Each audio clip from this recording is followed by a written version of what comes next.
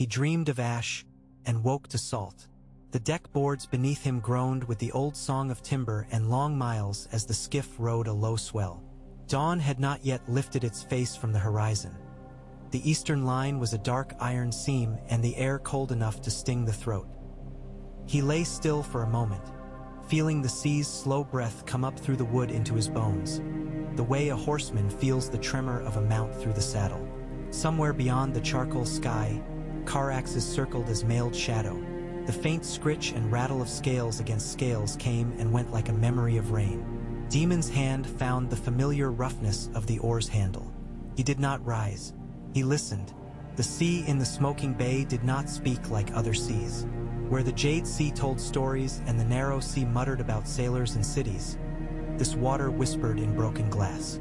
Bubbles rose and burst with the mineral tang of old fire.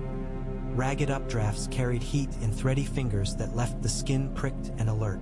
On some days the Pentoshi pilots called bad days and the Bravosi called your last day, the very color of the water turned iron green and slicked toward black, and the horizon lost its place and the sky grew thin. He had chosen a day between those kinds of days, which was the best a man could do. Daemon sat up. The chill took teeth of him and shook them. He pulled the leather cloak closer and let his breath fog in the small sheltered space of his hood. On the bow, the dragonbone prowjaw clacked twice. He did not flinch. Many sailors would have torn it free for a prayer. The jaw had come from a dead thing in a different age, and it belonged on the bow as a reminder. Nothing old is ever truly dead, his brother had said once, meaning law, meaning houses, meaning oaths. Daemon had thought of dragons and the men who rode them. He still did. Down, he said into the dark. His voice sounded like an order given to a profounder element, a troop of night, an army of water. The shape that had been circling above came down the sky in a long, smooth curve that bent the eye of the watcher. The skiff lurched as Caryx's talons found the ring-studded mooring on the stern platform, scales low as shields on a field of battle-scraped wood. Daemon leaned back, the motion made slow by the cold, and pressed his brow to the dragon's warm forelimb where it curved like a tower's base. Heat carried through skin into the blood. At once he was less mortal. Caryx's voice rose in the throat. Not the scream the stepstones knew and the men of the Myrish galleys had learned to fear, but the deep welling call that meant greeting, inquiry, the you and I one body question the rider never answered with words. I smell it too, Daemon said. The air's gone wrong. The water's right. The wind favors us. I'll row until the light comes. He had left Pentos with a speculator's grin and an old mapseller's curse in his ear. You can't outrun the world's end, princeling. He had smiled and spent coin on smoke-stained vellum inked with lines that meant nothing to a proper pilot, old volcanic mouths, ridges of submerged basalt, what the scribbler had called mounds of salt glass.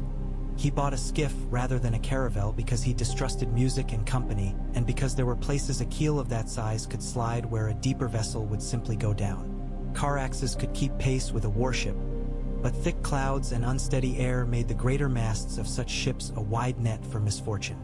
Better to go small among large things. He pulled the oars through water that pushed back with an odd resilience, as if each stroke broke skin. Dawn came with no color. It found the sea and seemed to refuse it, flinching away. Dead volcanoes lay on the horizon like sleeping cattle. Far to the south, a column of steam rose into a hooded sky and stayed there, a relentless white spear. He watched it as men watch lighthouses. The world's end, the map seller had called it, laughing, a shout with old fear in it. But if the world truly ended, who had made the next world where he and his brother and their wives and children went on speaking and feasting and plotting and dying? He set his back to the oars and worked. The rowing itself was a form of prayer. He did not think of it so, but the rhythm parred the mind of noise and left room for the old things. He remembered a boy with a wooden sword who would not allow others' hands to tell him where to point it. He remembered the heat of the dragon's chest when he had first pressed his face there as a youth and understood that the life of the beast would fill him and the beast would be his and nothing else in the world would ever compare. He remembered the grappling hook biting into a Myrish deck rail under a moon the shape of an old coin and the way men's voices had gone thin when Caryx's feet had found a mast. He remembered that his brother's face, even in a crown, had always carried the question of a man looking for a gentler solution than the one the world would offer. He did not carry such a question. He had come to the smoking bay to find either an answer or a better question. By noon, the light had gone from iron to dull pewter. The skiff slipped through a field of stone plates only a hand's breadth below the surface. Some rose up like knife points through a chamber of glass and then subsided. Daemon set the oars and watched. Bubbles stitched themselves in streams on the edges of those plates, like thread running through a seamstress's hem. Caraxes lifted his head and hissed. The hiss came back from the water as if the sea itself were the other dragon. The smell intensified, brimstone and the sour tang of extinguished coal. He tasted it on his tongue and felt childhood's simplest fear. The world he stood upon might open its throat and swallow him without ceremony. He took another breath to prove to himself that this was the same air. It was not. It was far older. A low ridge of fused st. One reared up blackly ahead with the weary shape of a broken tooth. He put the oars in and let the skiff ghost forward on its own way, hand ready on the short tiller. The dragon's head came down beside him, snout almost touching the water's skin. "No," he said, and the head lifted obediently. The thick ridge grew in detail. It was not a natural ridge at all, but a long bar of black stone and melted ash and rubble fused into a wall at the line where tide and surge lost argument and turned back. Beyond the bar he saw smooth water and a faint slip of steam that did not rise like a spear but lay close and low like smoke from an evening cook fire. Daemon looked for the cut. Old men in Pentos had spoken of one, a pass through the bar, a place where the survivors of the cataclysm, if there were any, would have passed when the world had broken and remade itself. He did not believe in safe harbors. He believed in narrower straits. There, a pale smudge where water moved differently, where the dark of the bar broke and the reflection of a dim sun scooped itself into an oval and stretched. He put the oars deep and pulled. The skiff slid between teeth. On either hand, the stones were not just stones but glass columns, black and green like frozen wine. He could have reached out and touched them. He did not. Sea drifted over the bar in a low whisper, and then there was a hollow sound like a cavern breath. The skiff nosed into quieter water. Caraxes made an involuntary sound deep in the chest, the same noise he made when turning into the wind at height, his own body briefly surprising him. Daemon raised a hand, lay it lightly on hot scale, and then let it fall. The basin beyond the bar was shaped like a cupped palm. Its fingers curled in to hide what it held. Steam lay upon it in long scarves. Through those thin veils Daemon made out a shore edged in black sand and a slope of obsidian in ridges like a sleeping lizard's back. Stunted, ash-silvered bushes clung to ledges. No birds, no voices of water, no wind moving anything, only a slow exhale rising from vents in the stone that clouded the low air. He thought of the Mapsiller's curse and blessed the old rogue for it. A world with no curses is a world without old rogues, and such a world is not worth taming. He grounded the skiff on the inner edge of beach where the sand held a sheen like oil. When he stepped off, he expected heat through the boot soles the way a cook fire makes a stone hot. Instead, he felt a strange living coolness, the temperature of a fresh-cut bone. The sand shifted and made a dry, rasping sound. Caraxes unfolded himself and slid into the water with careful elegance that belied his size. Steam lifted. Daemon watched. He recognized an old truth in the dragon's movement. Beasts did not posture when there was no other thing to impress. A man alone at the world's end disarmed himself the same way, or he went mad. He had not expected voices. He had not named hope as his companion. He had named stubbornness, which feels like hope on days when the wind is good. When the first human voice reached him, it did so thinly, as if it had to pass through a glass pane and leave a residue there. It was not speaking the common tongue. It was a Valyrian cadence not used by any of the free cities. The vowel held longer than Pentos or Volantis would shape it, and there was a weight on the consonants like a ring on a soft hand. Daemon did not move his head. He let the hearing of his body turn. "I am Daemon Targaryen," he said in High Valyrian, the simple formal version his mother's mother had taught him. not the court flourishes learned later when he discovered the utility of showing that nothing old frightened him. I come in search of what has not been seen. Silence followed. The dragon's breath made two slow clouds. Somewhere behind the steam, a foot scraped on obsidian. Daemon let them see he was unarmed in the ceremonial sense. His sword lay under the oiled cloth in the skiff. A dagger hung inside his boot. The other knife lay along the spine seam of his cloak where the eye would not go. He had not come to bow or bare his throat. He had come to lay claim to a thing he did not yet know the shape of, and to do that properly a man creates the room for others to say no. He had learned that in brothels and sea battles, and once in a council chamber where the shape of his brother's mouth as he refused something had taught him a great deal. Figures formed out of steam the way ideas did. First a hint of movement, then contrast, then the line distinguishing one kind of emptiness from another. They were not armored. They wore garments that fell like water, not woven but draped, with a sheen to them like fish skin. Their hair showed pale, silver white with darker threads, caught back with bands that appeared to be made of the same black glass as the shore. The woman in front of the others was not young or old, which meant she was one and had learned how to look like the other. Her face carried the untroubled gravity of someone who had survived both kinds of loss. The loved person taken and the beloved place burned. "You speak it poorly," she said in high Valyrian that reached further back than his schoolmaster's. "We will teach you to speak it as it is before we decide whether you may stay. I will speak it as you do when you have given me new words to put in my mouth," he said. He did not bow. He did not smile either, because vanity has many forms and pretending not to be vain is one of them. "Do you have a name I may put to you?"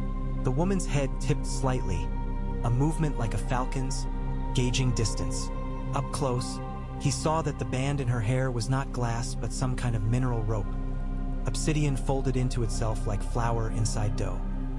"Nerissa," she said finally, which had a Valyrian vein in it that struck a chord with names he had heard in childhood. Women whose names ended in Essa or Aya and whose hands had steered him away from fires and ward tutors. "This place is called Erythian. You have come through our teeth." He looked back toward the fused bar with its narrow cut.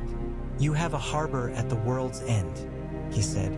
"I have come with no ship a storm may steal from you." He noticed the second person now, the one who had kept to the side like a thought he might have missed if he had not been looking.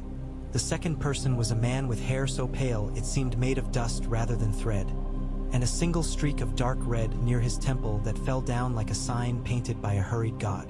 The man carried a staff whose top was not carved but had naturally grown twisted, a long whirl of black stone. Others edged forward, the not young, not old grace consistent among them. Daemon's eyes read their bodies unconsciously, how they balanced, how they kept their weight. These were not people who had been sitting behind city walls for years letting documents and servants do their travel. They were not wild either, not free of practice. There was a measured poise to them that made the space around them feel like a chamber tuned for sound. Caraxes raised his head and stared without blinking, the transparent second lid crossing one eye then the other.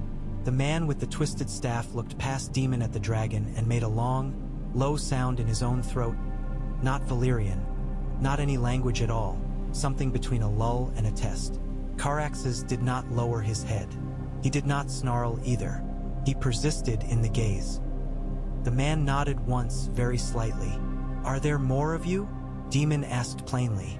"A village cannot build those teeth. They took hands and minds. Or luck, which is the same thing in sufficient quantity." "There were more," Nerissa said.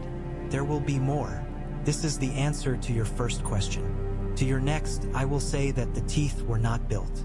They were redirected when the old throat of the earth still spat stone. It is easier to teach a river than to build a wall." Daemon felt the corner of his mouth want to move at that. He kept it still. "You speak like a learned woman and stand like a sailor," he said. "That is not a criticism." She weighed him. He let her. In the silence, Daemon felt the ash-thin breeze shift, and the low heat rising from the stone threw up a smell like warm coin. The sky's color changed nothing at all about how exposed he was. He was a man with a dragon and a skiff and a stout cloak in a basin no map had promised him. He took another breath. He was alive in the presence of a possibility. "Come," Nerissa said at last. "You have come too far to be sent away from the shore like a dog." They moved together along a narrow path up the obsidian slope, Daemon walking and Caraxes choosing to swim rather than scare the stone or compress the narrow path with a bulk like a siege tower. The path turned where there was no reason for it to turn, and then followed a line only a man who walked it daily would recognize. The obsidian was not smooth the way the fused spires of old palaces were. It was rough, its surface like the skin of a heavy fruit. In the gullies between ridges Daemon caught the glint of glass as if the earth had wept and then the tears had sharpened themselves. A city unfolded not all at once but in pieces, as if Daemon's eyes were a sieve that had to be made coarse and then fine. The structures were not built upward but downward, sunk into the honeycombed stone where heat bled off slowly. Roofs were not roofs but mouths open to take in the vein of a certain wind. He saw channels cut in the obsidian where water ran, a thin green life film clinging at the edges. In some alcoves lamps burned, not with the fat yellow light of oil but with a low blue that did not flicker. People passed them without looking. They carried baskets made of some spun mineral fiber he did not recognize and wore garments that whispered like chain but moved like cloth. He did not see any children. "They do not show themselves to strangers at once," Nerissa said when she caught him not seeing. "We had to make that rule when there were only two of us and the sea was still trying to take one of us back." "The sea always tries to take something," Daemon said. "It takes the feeling out of your hands and leaves you the noise." This made the pale-haired man with the twisted staff look at him properly for the first time. "He has been drowned and come back," the man said to Nerissa in that older Valyrian. "More than once." "Once properly," Daemon corrected. "Once almost." "Once properly is a change," the man said. "The next almost is only reminder." They came to a hollow where the obsidian walls stood back and the wind fell quiet. The floor was paved in pieces of black glass fit together like fish scales, each edge catching the low light. There stood a low structure whose shape was more like a smooth boulder than a house. It had a single mouth like an oven mouth. The mouth did not show darkness behind it but a greenish submarine glow. Nerissa paused. "Inside," she said. "We do not bring the dragon in. He does not want what is in there anyway." Daemon stepped through the mouth and felt a breath of air come out, cool and damp and carrying the smell of old stone that has been kept from the sun for love rather than fear. He passed between two slabs of something like obsidian and not. The surface was not glass hard but had a slight skin to it, as if long use by hands had made it less itself. The chamber beyond resembled nothing in Westeros. It was the size of a small hall, rounded everywhere as if made by burrowing animals with a preference for symmetry. Light came from curved sticks planted in the floor at intervals like a forest of strange grasses. The sticks had a low internal fire of that same patient blue. Against the far wall, on a platform slightly raised, lay three objects he recognized without willing it: dragon eggs. He held himself still and did not let the body's old hunger toward such things move him. Nerissa watched him and saw that he did not move, and something small in her face changed. "Tell me first," he said, "before we talk of those. Tell me who you are, not your names. Those change and I will learn them. Tell me what you are." The free cities scrape the bones of your people and grind them into spice. Valyria is said to be no more than a story told by liars. "I see a living place." Nerissa did not go to the eggs. She stood with her hands at her sides, fingers apart slightly, as if the memory of a task had been interrupted by arrival and might resume once the interruption resolved properly. "We are the ones who turned away," she said. The syllables were plain and fell into place like stones. "There are many stories of the doom. You have heard a number of them. Some say a god's anger. Some say the earth moved under the weight of arrogance. Some say sorcery collided with sorcery and both shattered like wine jugs. All of these are partially true, because a thing as large as the world breaks in more than one place. We were on our feet, not kneeling, when we saw the earth swell. We left not because we were wise, but because we were close enough to be afraid and far enough that fear could still speak sense. There were oared barges then, ready for the next day's work. They were made of metal and stone with wooden arms, because Valyrians loved to build things that outlived the purpose they had been made to serve. We took them, and we took what we could carry, which was almost nothing. We knew the small channels of the inner coasts, which no one maps because they change every season. The first night the sky burned a color for which I have no word. The second day the old river ran backward, and new rocks rose up where the water had written its way for centuries. We were very sure that we would die. We did not die. More joined us at inlets along the way. Not enough. Daemon listened. He did not look at the eggs. The texture of her voice made him see things he had not witnessed. He saw a city's heart turned outside its body and beating in seawater. He saw men he had never known stand on piers shouting names that had no mouths left to answer them. He saw a woman carry a bundle into a boat and open it to find it held only the bag for the bundle, the thing within shaken out by the violence of movement and left behind. He saw a dragon fall from the sky like a struck sparrow, a scale of impossible size tumbling. He did not ask if these images were accurate. Accuracy is a petty god. The truth had other work to do. How long? He asked when the question had ripened to the point where it fell off the branch without him plucking it. How long have you kept this place? Neressa's face moved again in that small way. Longer than most men keep anything, but shorter than old families claim. We do not count years in the way you do on maps. We count seasons of the stone. This place breathes. When it exhales hot, the water comes up smug with salt and we move higher. When it inhales, the vents take most of the air and we must leave doors open and make larger lungs in the walls. You are a man of a calendar. We are not. We are neither young nor a forgotten age. We are what lives when people who cannot afford to die find a place that does not want to kill them immediately. How many of you? Daemon asked. He made it bring itself to his mouth without appearing like a schoolboy asking the number of pies in a basket. Enough to hold our children when they are born and to keep the dead from talking too loudly, said a new voice from the rear of the chamber. The man with the twisted staff had come in without making a fuss about it, which told Daemon more about the man than a recitation of names and glories would. The man's eyes were the pale gray some men call white with a ring of darker around the iris, the way ice over running water looks when the flow beneath is quick. Heater, he said, laying a hand to his own chest as if presenting a tool rather than his person. My most useful name. I have had other names. Names are ropes. Daemon's mouth treated itself to a very small smile at that. Mine are whips, he said. I would have a count. Heater considered this and nodded as if Daemon had demonstrated an understanding other visitors had lacked. 500 and a little more, he said. 11 dragons that will not consider a rider, 3 who may consider one, none who will consider any of us anymore. They are like men who did not forgive their family in time. Daemon drew breath. He looked at the 3 eggs.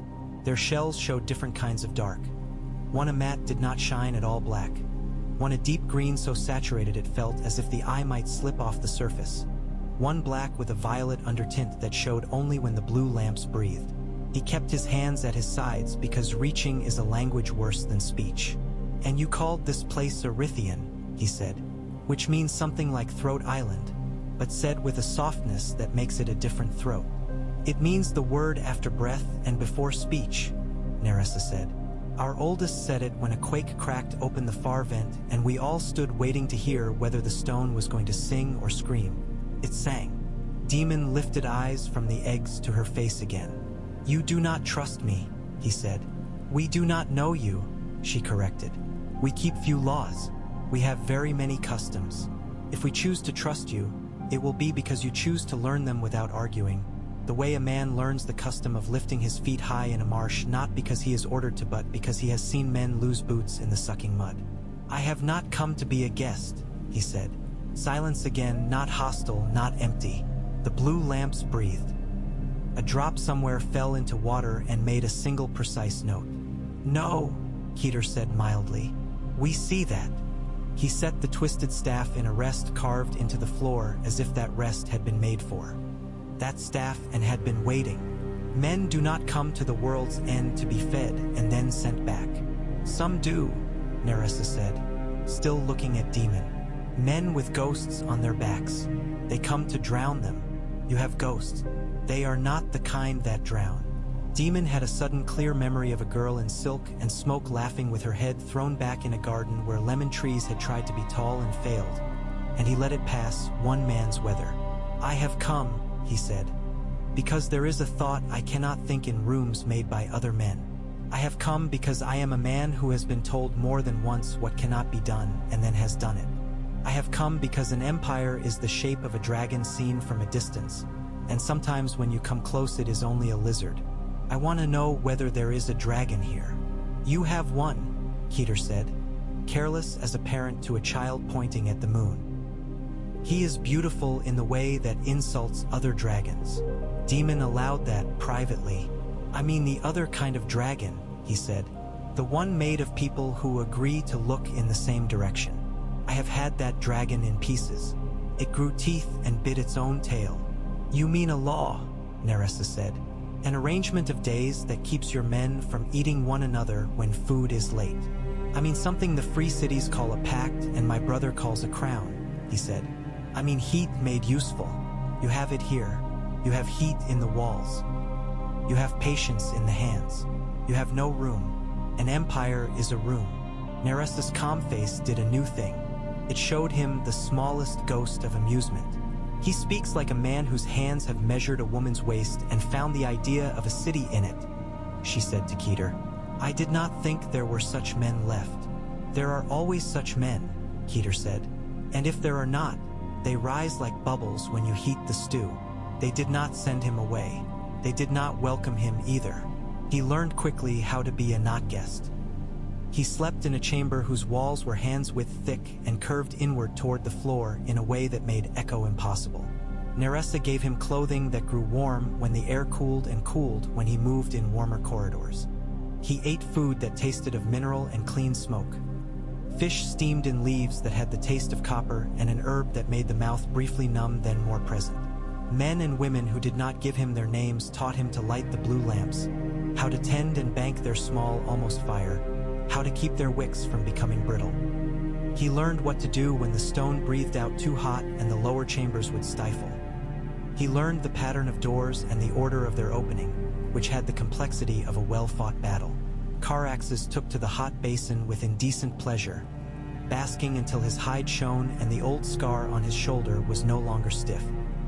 Daemon saw in that ease the first and simplest point of persuasion. Men are not moved by visions of crowns. They are moved by ease for those they love. If his dragon was content here, his heart would want to do the rest. Nerissa taught him the older High Valyrian. It tasted different in the mouth, a little more salt on the back tongues, fewer vowels spilled away. There were thicker words for stone and wind and a dozen words for kinds of fire that his mother's mother had never used, because the women who had taught her had been palace women, tile floor women, women whose fires had manners because their men were near. Nerissa's words had walked along the inside of the earth and returned with their hair singed off. He spoke them badly and then better. She corrected him with the kindness of a woman who has learned that patience is simply a way of spending time one is going to have to spend anyway. He began to understand Erythian not as a hidden city but as a tool laid on a hidden bench. The teeth were not defenses only. They worked as lungs for the basin, letting air move in a pattern men could predict by watching the steam. The blue lamps were made of grown things that ate a mineral and exhaled light when warmed. Their stems could be braided together or set apart to adjust the heat of a chamber by degrees no hearth could provide. The people did not have children often, but when they did they carried them swaddled not in wool but in a fabric made from spun rock, which did not burn if a mother passed too close to a vent. Outside Erythian there were other hollows, lesser cousins of this basin, some empty, some with small households that had chosen not to join the main body because some men always choose that, and a people who have learned not to be surprised can survive what would kill a people who set their hearts on one shape for everything. He saw the other dragons. They were not like Caraxes. One was small and blue-black like the deep sea. One was pale and freckled as an egg. One was long-bodied and showed contempt for corners. You could see where the rooms had been reshaped because of him. The riders among Erythian, if rider is a word for what he saw, did not ride. They went out on the obsidian plateau in quiet hours and stood with their palms up and watched the dragons fly. Some scratched old verses in the glass with the points of knives. Others simply stood until it was time to go home and the wind happened to be the right weight. "We bound them too tightly," Keter said on a day when they both stood on the ridge and watched a pale dragon lift through steam with a grace like smoke drawn through a flute. "We called the bindings good because they were beautiful. Beauty is an argument that can make a man do anything." Daemon did not say, "I know that." He did not say, "I have seen a face and made a country of it." He did not say any of the things that would have been unwise because they were also true. "You do not seek new riders," he said instead, "but you keep eggs. We do not seek riders of us." Keter corrected, "You are not us." The man's calm was not a trick. It was a habit. "You have the old blood with a new tarnish. Your dragon loves you, which is rare. He also fears you, which is rarer. He will do what you ask." "Why have you not asked him to kill me?" "Because you talk well and I like the sound of my name in your mouth," Daemon said. And Keter laughed the way a man laughs when he does not know until the moment that he laughs that he has not laughed in a year. On the third day, if day could be called an accountable thing, Nerissa took him to a deeper place. The path had a smell to it like wet iron. They descended through a twist in the obsidian that made Daemon's sense of direction throw up its hands and refuse to be helpful. The floor underfoot went from glass scales to something like dry flesh. The blue lamps gave way to a glow that came from the very skin of the tunnel itself. Nerissa did not warn him because warning renders men stiff. She put her hand to the wall as if greeting a lover. Daemon did the same and felt through the thin skin of himself the slow move of the earth's old blood. It made his hands sting with cold and then hot and then a third thing he could not name. They came out into a chamber where the roof was not a roof but the underside of a hollow world. All curves. In the center was a pool of water darker than any water he had seen. The air above it shimmered with a heat that made the bones grateful without cooking the muscle around them. Half of the chamber was given over to a construction that looked like an instrument left by an enormous musician. Spines of black glass rising and bending, strings of wire that tasted of copper when he approached, tuning stones at the ends that were in fact not stones but pieces of something that changed when you looked at it long enough. Nerissa set her hand on a tuning stone and adjusted the tension of one of the wires until the air gave off a very subtle, very particular hum. "What is that?" Daemon asked softly, because loudness would have been like stepping on a cat. "That," Nerissa said, "is a throat for the island. We listen to what the stone says. Sometimes it is just breathing. Sometimes it tells us when the old fire is moving. Sometimes it hums like this without a reason we can hear, and then a month later we learn that a vent has cleared in one of the outer hollows. The old ones built such instruments high in the palaces and low under them. The high ones all broke. The low ones sometimes survive. The thing under your feet will tell you its mind if you give it something to talk to. We make it this instrument and then it speaks in a way that gives us time." Daemon stood with his head tilted the way a man listens on a battlefield for the sound that says whether the line is with him or against him. The hum grew slightly throatier, as if the string found the note it had been looking for all along. "You kept this," he said, "when others lost everything." "This was built after," Nerissa said, "by hands that had forgotten all but how to remember. We had to make the world again with no words for it. Words came later. Then we put the words back into the world, and both of them were more themselves." He felt his own face give itself away a little. He had not expected to want to bend his head for anyone here. He kept it straight. "The eggs," he said, "bring me to them again." They went up, and the rooms remembered them. The egg chamber had been warmed by a trick of channeling steam below the floor. The pattern of the glass scales had changed, a deliberate alteration to catch heat wastes and send them into the chamber rather than let them bleed into the tunnels. Egg keeping was an art built like a map. You learned the lay of the heat. He had been schooled in it. He had been told the stories. He went to one knee the way a man goes to one knee to check the harness of a beast and not to humble himself to a god, and laid his palm on the dull black egg with the violet undertint. It was not the shiver of a living heart he felt. It was the admission of the possibility of a pulse. He had felt that once in a woman's belly, and once in himself when a sword had gone into him no deeper than a thumb, and yet his body had recognized that as a possible point of ending. The egg lay under his hand like a great thought coiled at the back of his mind. Not yet ready, unwilling to be summoned by anything as simple as a man's want. "What will you pay?" Nerissa asked, almost idly. He did not lift his hand. He also did not pretend not to understand. He could have bought half a fleet by saying his brother's name and promising favors. He could have bought a palace of pleasure in Myr with the gold in one chest at Dragonstone. None of that would feed this place's deepest hunger. "You want a mouth for the world elsewhere," he said. "A room not of obsidian. You want to move a season's count from this chamber to another so the children you have not had yet will not die of the sameness."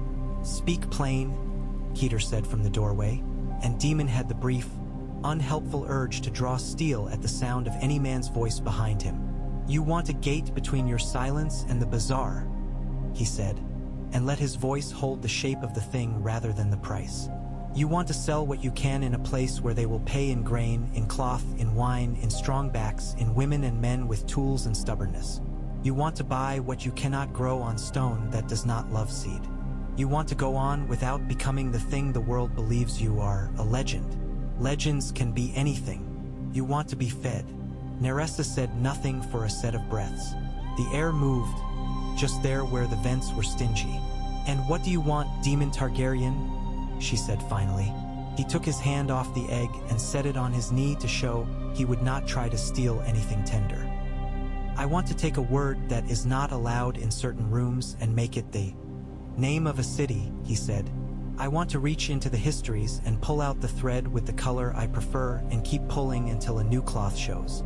I have a dragon and a title and a habit of being told to go away by men who are afraid that if I stand still in their rooms long enough I will cast a longer shadow than they would like. I want a shadow that is mine and not cast by another man's crown." "You want to be king," Keter translated without the sourness such words usually drew from men who had lost crowns. "I want to be the thing a king is supposed to be before the way other men want it to be makes it something else," he said. "And I want dragons that do not belong to any of them. I want to give the world a reason to speak to me in a certain tone." "You speak in circles when we have taught you to speak in lines," Nerissa said, but there was no derision in it. There was interest, which is a more dangerous thing. "You will not keep him if he does not ride," Keter said quietly. "Men like him do not stay where their dragons do not fly." "He will ride," Nerissa said, "and he will not fly alone." The days after that, if day could be counted, grew long and slow and taut as the string Nerissa had tuned in the earth's throat.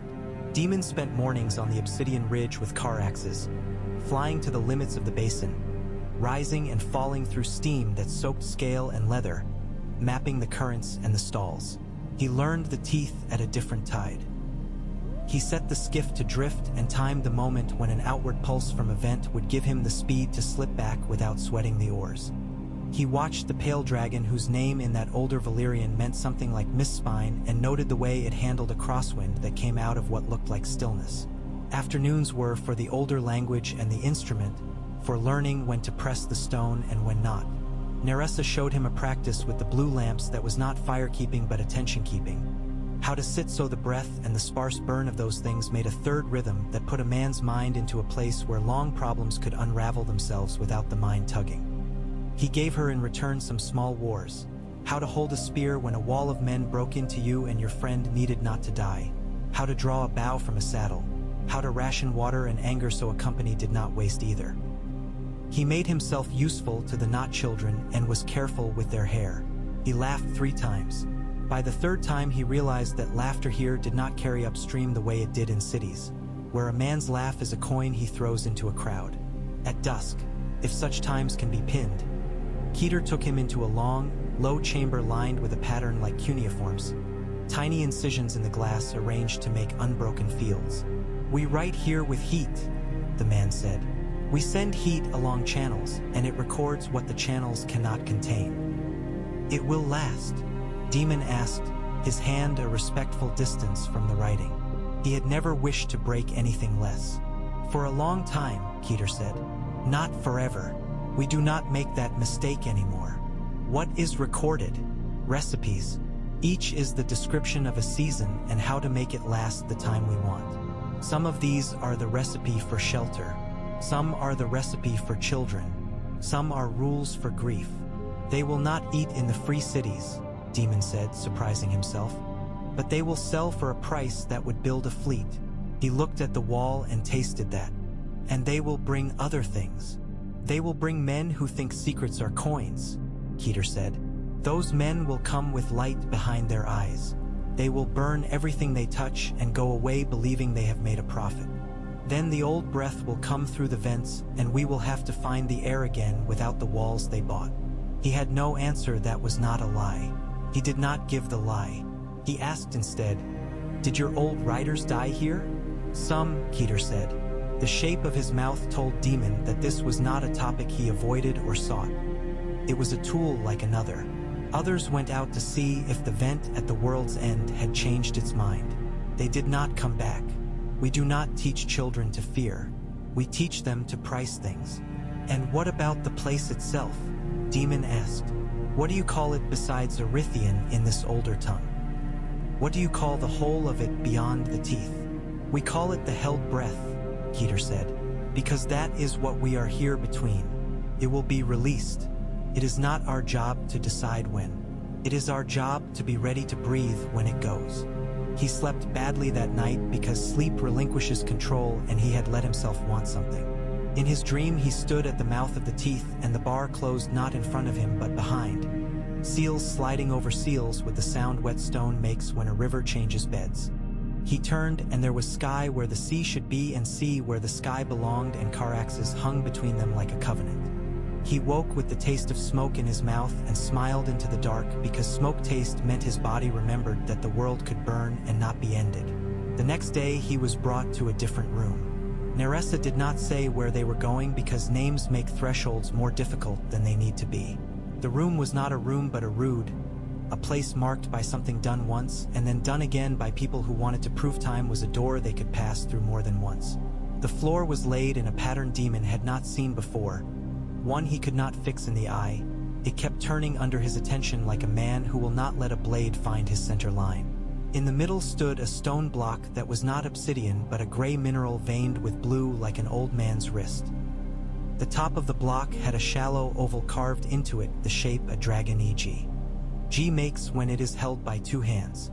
Nerissa gestured and he did not move. "You are not giving it to me," he said. "No," she said mildly.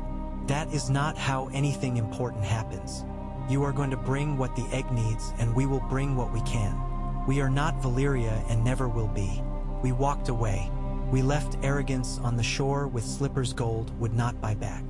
But sometimes a thing is due to be born whether or not the parents are ready. We will not pretend ignorance is virtue. The time prefers its own will." He set the violet-black egg in the oval and felt the stone take some of its weight, and he hated that he felt relief at that small taking. He stood still. He did not reach for the egg again the way a drinker reaches for a cup he has set down too far away. Keter said the words this time. They were not a spell in the way a poor man calls charm spells when he buys them from a booth. They were a set of old instructions that placed one kind of sound next to another until the sound made an enclosure around the thing in the oval. Nerissa did not speak. She breathed in a pattern Daemon recognized from the instrument chamber. He put his palm on the stone, not the egg, and thought of nothing. To think of something is a kind of theft. He let his mind be the shape of a man in a room where other minds did most of the work. When the heat came, it came like a statement that had nothing to prove. The first hint of it was the egg's refusal of the stone. It stopped wanting to share its weight and took all of itself back. Then there was a sound like a scale moving against a scale, quiet and terrible.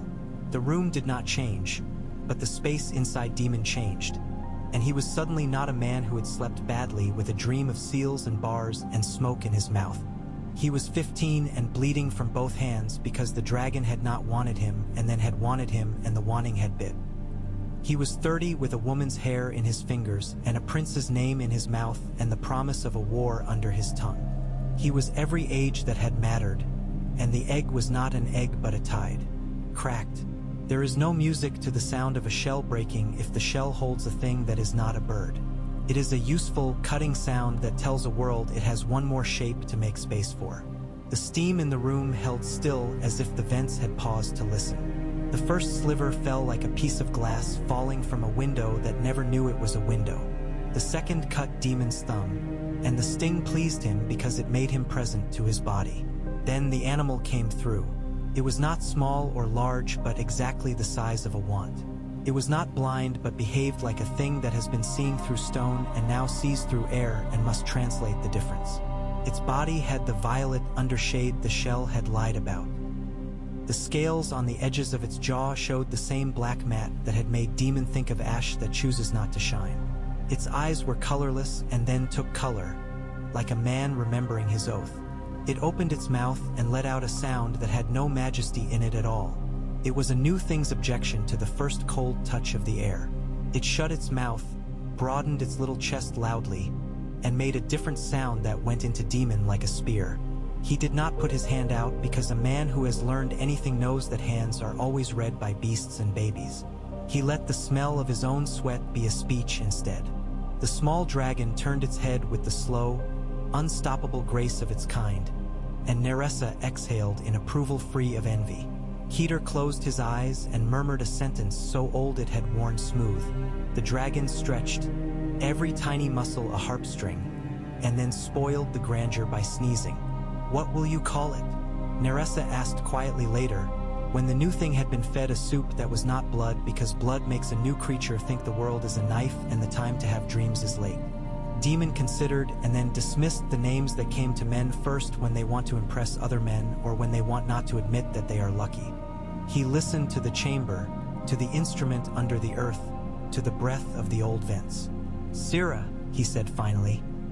The word had weight in the older tongue that was nothing like the word in the city tongue which men put into letters to end poems.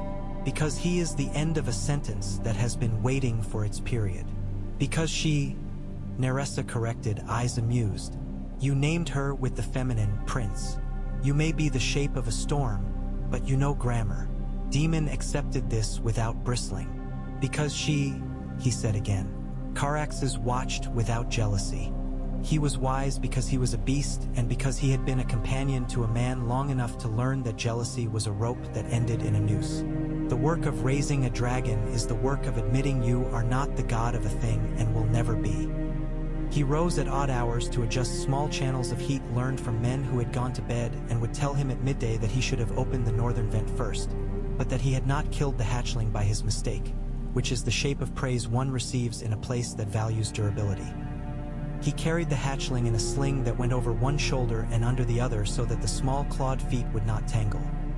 He wore long sleeves for his own skin's sake and let the little creature climb all the heights of him to look out over the rooms and the old instruments. He smelted a little bit of iron or in a crucible warmed by a blowhole and laid the cooled piece in the hatchling's mouth to test bite and temper. She let the other dragon's shadows cross her without panic. She slept with her snout in the crook of his elbow like a child making use of a parent's flawed arm. He knew he was lost to her and did not fight it. He had hoped to discover an argument he could use on other men. He had found a person. He did not forget what he had come for. He spent long hours threading the logistics of Erythian into the maps in his head, weaving this hand-sized, mind-sized place into lattices of grain and salt and iron and blue-dyed cloth and sailors and debts. He imagined ships in the teeth carrying load out and bringing life in. He imagined that gate between silence and the bazaar. Not any gate, not one that could be bargained for, but a custom, a ritual, something that allowed transitions without wearing grooves for robbers. He spoke to men and women who had names like Rhianissa and Marion and Valyssa and learned who had lost a child and who had learned not to want one because Erythian teaches you not to desire things that make the vents change their mind. He listened to the grumblers by design, the men who said that what keeps you alive keeps you small. He walked with Keter to the farther hollows and drank water that had not been drunk for a long time and tasted a silence different from the one in the main basin. Silence that held old hope and older boredom. He learned also the taboos they would not have named if he had asked outright. Do not sing in the room of the instrument. Do not bring metal to the outermost platform when the wind tells you in that particular voice to stay home. Do not look into the water where the vent coughs at the turn of the tide and call a name of anyone you love. He broke none of these because breaking the shapes that keep other people steady is a kind of tyranny. He had had enough of men doing that in rooms with candles and largely unsuccessful prayers. The day the weather outside the teeth allowed a longer flight, he took it. Nerissa did not ask him to bring anything back. She did not ask him to promise to return. She told him when to go because the teeth agree with men who set their timing by the instrument, and he did what she said because he had learned that doing so prevented failure. He saddled Caraxes without hurry. Sira watched with the earnest concentration of a student who has not yet discovered that people improvise more than they admit. He lifted from the basin in a spiral that ate the height with a sense of proper appetite and then slipped out through the cut. The air outside had the quality of a spring wound too tight. It gave grudgingly and then suddenly in jerks. Carax's body knew the jerks before they came. The rider kept his breathing in the old pattern to keep his hands honest. He made the run to the nearest of the outer hollows. He found it as empty as the charts in his head said it should be. He went farther along the chain like a man following footprints that looked like his own. He saw a smoke column from a ship fat with trade that did not show itself otherwise because the free cities know how to keep their minds on their profits. He swept out over the place men said had been a street and saw melted rooftops under the water shining through like eyes. Caraxes kept his wingtip level within an arm's length of steam plumes, testing the edges of his own stubbornness. They rose high when there was a frame to the air and skated low when the world went out of focus. When the clouds closed, Daemon did not ask fate to show him a hole. He turned and descended with such obedience to the old animal's lesson that he laughed aloud like a boy who has taken a hill and found that the other side had a view worth the burn in his legs. They came back in good order. Nerissa gave him a look that contained the whole story of any woman welcoming a man home without planning to say all the things that might mean. Sira climbed him and bit his collarbone, which was her way of asking to be put in the sling and carried so she could watch the lamps breathe. Heater had a piece of news. The northward vent is ringing dissonant, he said. It will either open or stall tomorrow. I would like your hands, Prince. I am not a prince, Daemon said, because titles are leverage and leverage must be used in front of men or it becomes sentimental. I am a man with a dragon and a temper. That is the best kind, Keter said, and they went down to adjust the throat. In the days that followed, an atmosphere settled over Erythian like the thin mineral dust that sometimes fell from higher vents, barely visible and then everywhere. It was the feeling of a people who had been a closed set bringing a new variable into the equation. They did not crowd him with questions because such crowding unbalanced their instrument. They made places for him to stand and put stones to his hand when a stone was the tool for a job and took the stone away when more men with stones would ruin the symmetry. He saw then the outline of a thing that had not been said to him. They were not only a people of survival, they were a people of temperance. They had chosen again and again against the indulgence of certainty. He had always found certainty delicious. He kept that appetite on a small plate and ate from it sparingly. Sira grew in increments measured in more than inches. Her curiosity developed faster than her wings, the way it does in children. She wanted not to be under anything: beams, slung lamps, men's arms. He learned to walk in wider spaces. He learned to pause before a doorway and let her go through first, which was both courtesy and sense. Caraxes watched the small one the way an older dog watches an annoying new pup. Fondness disguised as contempt and the wisdom to put his foot down only at the edge of true danger. It was Nerissa who named the shape of the thing he had brought with him and the shape of the thing he had found there. They stood in the instrument room later, after Sira had taken 2 unsteady wing flutters that were hardly steps and then slept for hours as if someone had pushed a button, and listened to the strings hum, not exactly in tune but not exactly out. You want to name this place, she said. Not Orith. Not the held breath.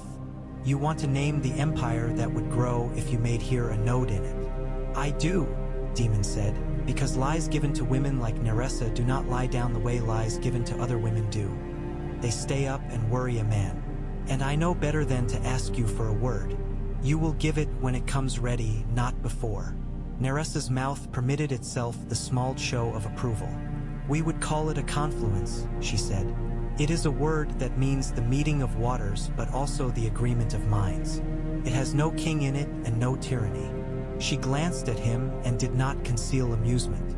But it has a place for a certain kind of prince who wants to put his hands on the valves and not the throats of men. He thought about this and then he did not call it anything at all. He said, "We will need ships. We have men who can make things that are not found on maps," Keter said from the doorway, because he had a habit of entering significant rooms at significant moments without creaking. "You have men who will follow you until they are told to stop because they cannot help themselves. Between those two sets of men, there is the shape of a fleet." Daemon did not disagree. The images came up in him easily. The bastards of every alley he had ever ridden through lining up at the idea of a purpose. Their whole bodies a scar that would make a different road than law follows. The free cities would tilt their heads and calculate. The Triarchs would send assassins with thin blades and try the softness of his throat in a mirror when hasty men were not watching. His brother would sigh and talk to his daughter, and the women in the Red Keep would watch from behind fans and screens, seeing in a movement of ships a movement in their own children's lives. He did not mind the thought of any of those minds. He wanted to give them something new to think about. When he closed his eyes that night, the lamps breathed and Syrah's small body made the heat around his chest different, and he thought of a map that had not been drawn yet. The map did not show the freeholds of old that had reached like a hand with many long, delicate fingers into every spice and city.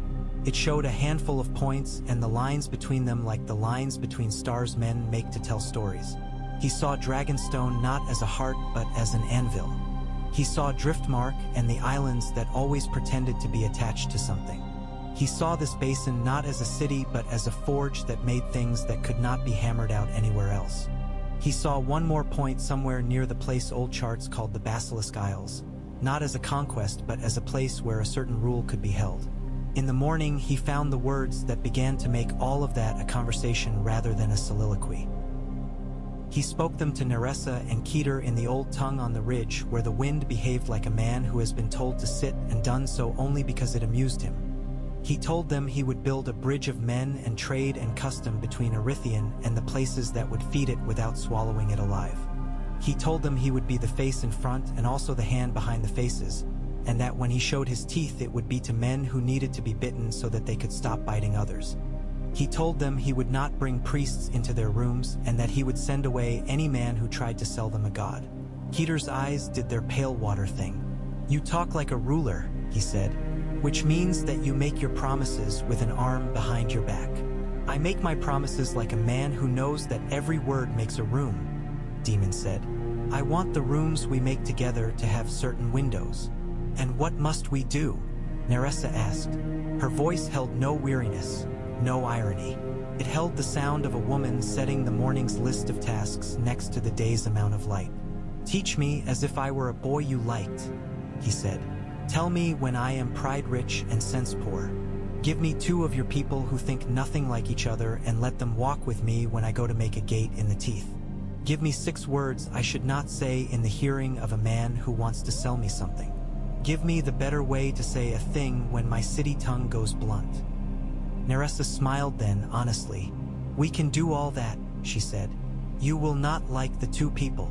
I do not plan to marry them," he said, which made Keter express real amusement for perhaps the second time since Daemon had met him.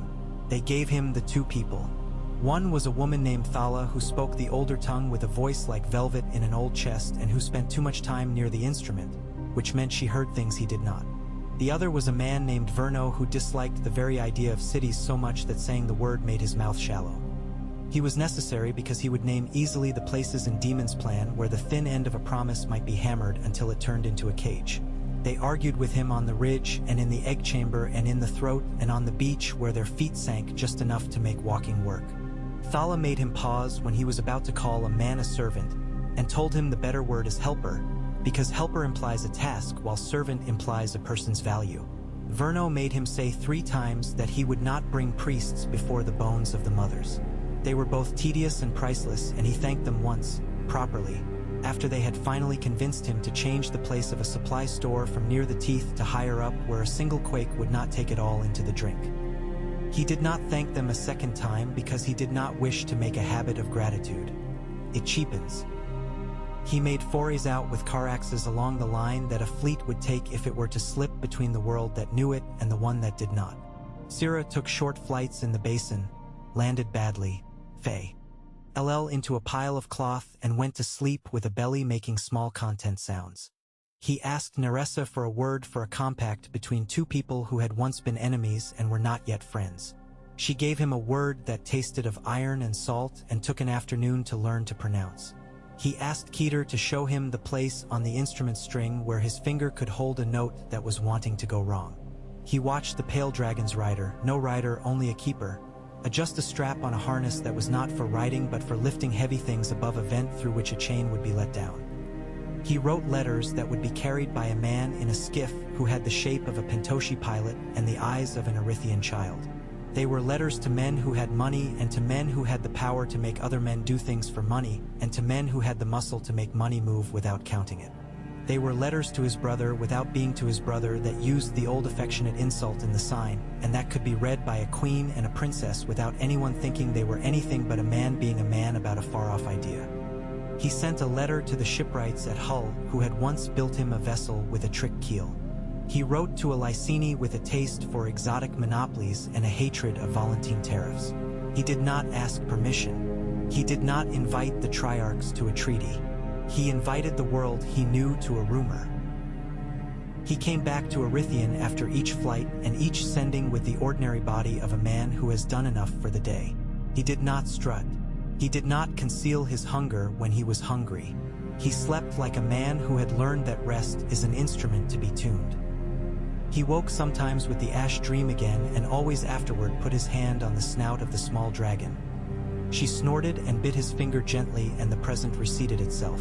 On a day when wind described by the older tongue as a third kind of southerly held the teeth obedient, he rowed the skiff out with Thala and Verno in it. Caraxes above and Sira left behind with her outraged chirps treated with such seriousness by the old dragons that Daemon could not help but laugh. The sea outside was in a mood that said pay attention or drown. He paid attention. He found the little current the old men in Pentos had told him about that moves like the idea of a snake through a pile of rocks. He slid along it until they reached a low, iron-colored island smaller than a man's last good idea. On the north side was a cave with a mouth like an unimpressed cat. He used an oar as a pole, and then the oar was less useful in the narrow, and then they were inside, the water black and sound stuffed into odd crevices. "This is where you will make the gate," Verno said, not a question. "This is where I will make the first one," Daemon said, which gave the proper respect to doubt without giving it the throne. He tested the walls with his hands and then his shoulder because men believe what their shoulders tell them. The rock spoke in the same voice as Erythian. "We will build a pier that can be pulled in by two men and raised by one. We will set a schedule that refuses the moon. We will make it so that only one ship at a time can taste the place. And how will you keep it from being tasted by men who do not wait their turn?" Thala asked. "I will convince such men that there is something more interesting elsewhere," Daemon said. "And when that fails, I will do the other thing." "What other thing?" Verno said, forcing the word.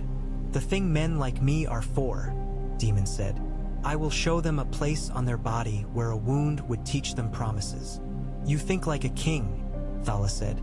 "I have thought like many things," he said. "None of them have paid as well as this will." He had a sense in that moment of the exact weight of the world he was placing in the scale. He did not know whether the balance would hold or tip, but the feeling of the weight itself was right.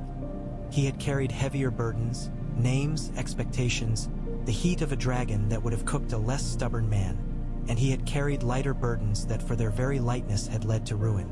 This was the kind of burden that makes a man stand differently because the world will meet him with a different pressure on his spine. At night, Erythian sky showed few stars. Steam folded the heavens toward the ground. When the steam thinned, the stars showed indifferent to human arrangements. Daemon lay on a ledge outside the egg chamber once, his shoulder a pillow to Sira and his cloak open to let the heat of the stone and the dragon's small furnace warm his ribs, and thought of the shape of a word he had not yet used anywhere: empire. He saw how it could be built here without the things that had made old empires eventually hate themselves. He knew he was fooling himself.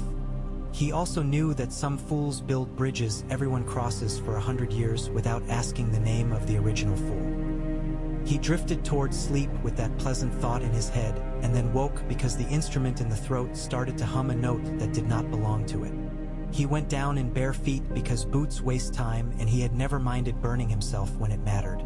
Nerissa was already there, hands on the tuning stones, face still.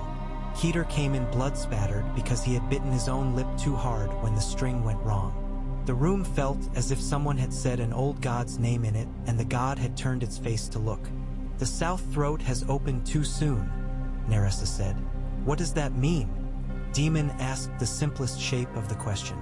"It means," Keter said, as if delivering a bit of bread to a hand rather than an idea to a mind, "that something has asked the stone a question.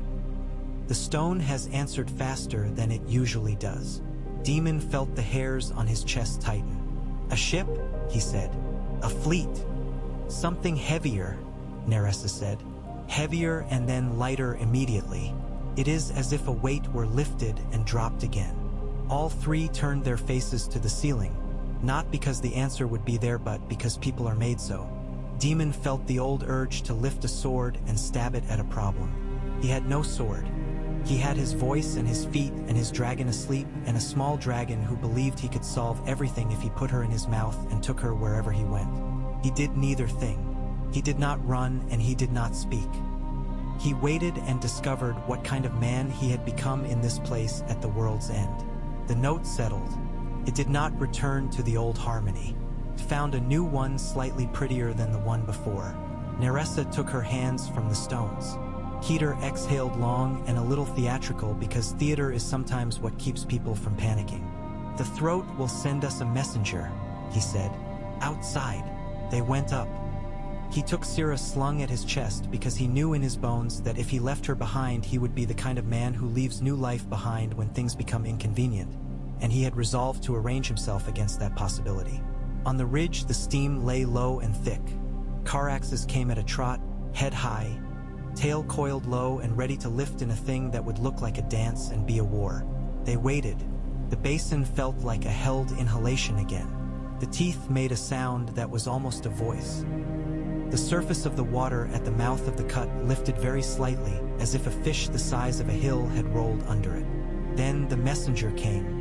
It was a small boat of a kind he had seen used by people who fish for tuna far off the coast of Lys. Low and very long and designed to ride a swell rather than cut it. There were 3 men in it, all with hair too long for comfort and the skin of men who eat little meat. Their faces held a particular mixture of gratitude and calculation that Daemon had only ever seen on men who arrive at a place they told themselves did not exist. They did not speak at once. The boat bumped the obsidian at the foot of the ridge, and one of them set a hand to hold it as if to prove the black stone was not a trick. When they finally spoke, they did so in the tongue of Volantis flattening itself into the Bay of Lorith. Their words came out with the careful precision of a man delivering a message he had practiced a long time. "We come on behalf of those who fled the fire not in your direction," the foremost of them said. "We come from the far side where the water eats ships. We come because your smoke told us there are rules here and not only luck." Nerissa said the first right thing. "You will not speak the second part of your message until you have eaten," she said.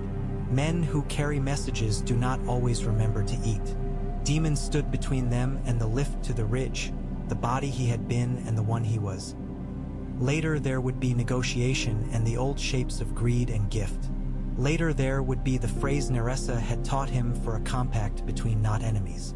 Later there would be the smell of ships and the sound of hammers in a cavern where the bass note of the instrument could make iron more obedient. Now there was this, a place at the world's end answering another place at the world's end. He watched the men's hands as they took the salted fish thala brought. He watched their eyes when they took in Caraxes and then Sira. He watched Nerissa's mouth because it would tell him when this thing became too expensive. He watched Keter's hands because they would go to the wrong place if the instrument in his head told him the stone had changed its breath. They ate, they drank. The small dragon chewed on the edge of Daemon's cloak and growled very seriously at a flake of salt. The lead messenger at last set down his food and opened the pouch he had carried belted to his chest. From it, he drew a thing Daemon would have sworn was impossible, except that he had learned here that impossibilities have a half-life once patience starts to work on them. It was a shard of gray stone veined with blue, the twin of the block in the room of the egg, carved with an oval that could hold an egg. Daemon looked at Nerissa, and she looked at him and did not speak. The messenger set the shard on the ground and said, softly, reverently, and with a little fear, "Our old instrument broke. We kept a peace, told us where to go. We came because we heard the deep hum again after many seasons with no song." Daemon's hand closed around Syrah's small ribbed body without meaning to. He loosened it with a conscious thought and counted 4 heartbeats. Then he said, not in the common speech or the city speech or the speech of men who want to get something and leave, but in the old tongue he had learned at a woman's knee and then woven together here with a woman's middle years and a man's patience. Then you have arrived at the edge of the fire. You will tell us your names and the recipe you used to live. We will tell you ours. Together we will decide whether we will become a thing men will pay to call an empire. Nerissa's mouth made the shape that came just before a smile. Keter's hand rested on the staff without taking hold of it. Carrix's I swept over the men and found no reason to burn them. Syrah made a noise like a kettle considering boiling. The instrument down in the throat hummed a little higher, as if someone had put 2 fingers to the string instead of 1. He had found not an answer but a room where answers could be made. And it would be a long work, and it would call to him with a call he could not fail to answer now that he had heard it. The men in the boat lifted their eyes and saw not only safety but a project. The place beyond the teeth would no longer be only a held breath. It would be an inhalation that turned into speech. He lifted his head. He did not need a crown. He needed what came af. Ter breath and before a word and then the word itself. And there was time enough to make both.